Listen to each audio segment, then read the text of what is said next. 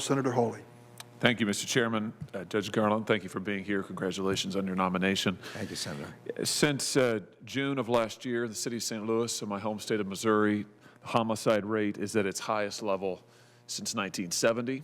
11 police officers have been shot, including former police officer David Dorn, who was murdered in cold blood during rioting in the city this past summer. In Chicago, homicides are up 50%, in New York 40%, in LA 30%. Clearly, our criminal justice system is under renewed and fairly extreme strain. Can you tell me, if you are confirmed as Attorney General, what's the first thing you'll do to confront this growing crisis? I'm sorry, at the end, did you ask me what I would do or will I? What will you do? I assume you'll do something. What will you do? Yeah. So, look, I am obviously, I've read the statistics myself, and I know that there's an upswing in violent crime. I'm very concerned about it. When I was an assistant U.S. attorney, the number of murders in the district, I joined at a time when the number of murders in the District of Columbia were more than twice the number of murders that they are now.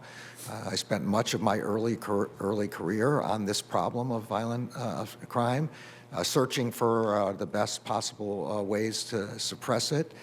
Going after violent repeaters being one of the best ways, going after violent gangs that supported violent action being another important way, and putting resources in the places where they're necessary.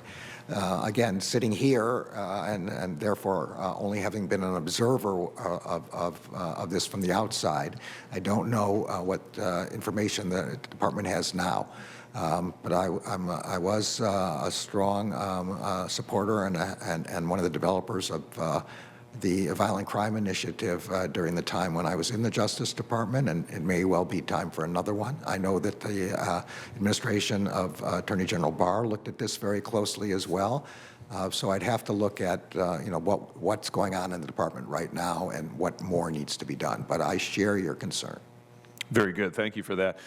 In the midst of this mounting crime wave, there has been an increasing calls by some activists, including members of the United States Congress, to defund the police. I have to tell you, I think this sends exactly the wrong message to law enforcement, who feel very much overburdened, underpaid, under siege, and also sends the wrong message to folks who are suffering from this violent crime wave, especially working class communities.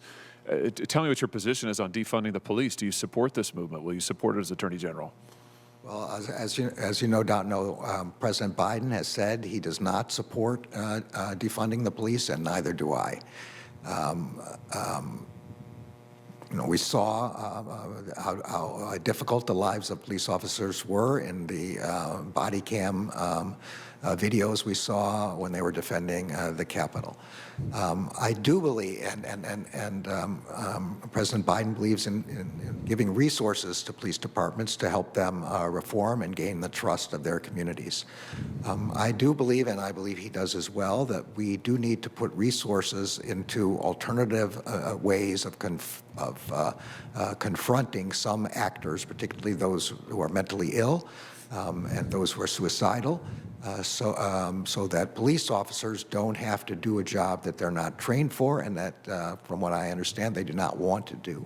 And so those resources need to go to mental health professionals and other other professionals in the community, so that the police can do the job that they've trained for, and so that confrontations, if possible, do not lead to deaths and violence.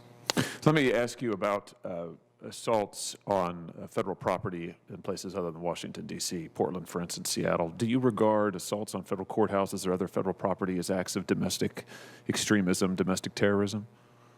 Well, Senator, my own definition, which is about the same as the statutory definition, is the use of violence or threats of violence in an attempt to disrupt democratic processes.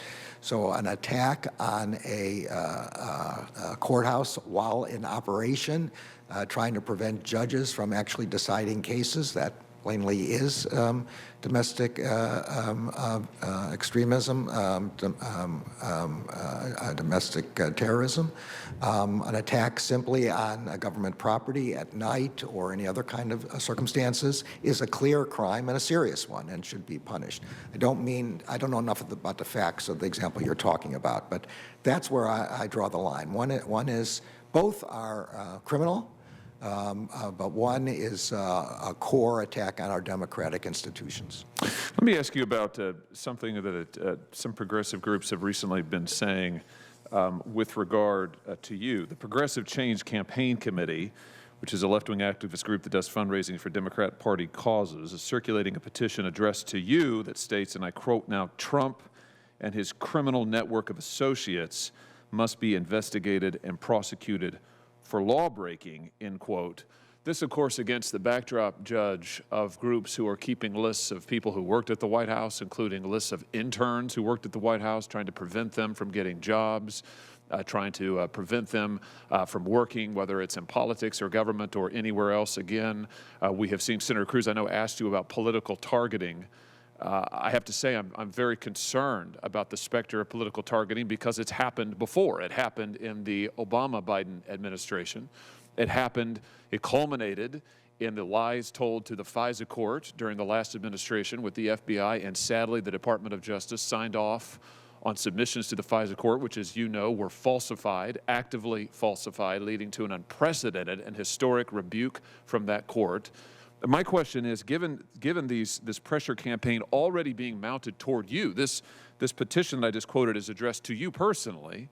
If you are confirmed, will you resist the calls and efforts by political groups to politicize the Department of Justice, to use political targeting? Will you adhere to the statute right down the middle and enforce the law fairly and equally?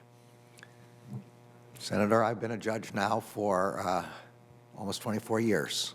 People on one side or the other of every single case think I've done the wrong thing in that case because both sides can't win.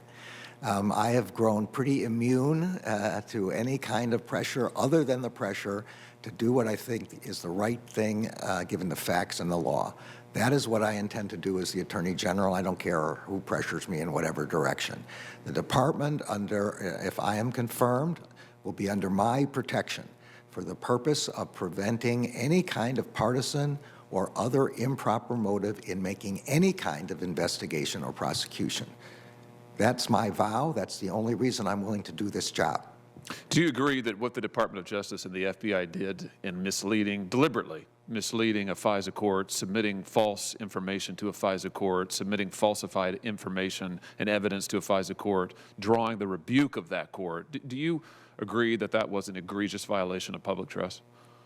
I think a false statement to a court is a terrible thing. It is I was going to say obstruction of justice, and it may well be, but that's a very specific concern. But I can tell you how angry judges get when they learn that somebody who's made an application to them has not told them the complete truth or has spun the truth in any way. And you hear those statements by judges all the time, and appropriately so. Very good. Well, thank you, Judge, and I hope if you are confirmed that you will indeed be that guardian to make sure that the rule of law is fairly enforced equally and that it is not used for political purposes. Mr. Chairman, my time counter doesn't work.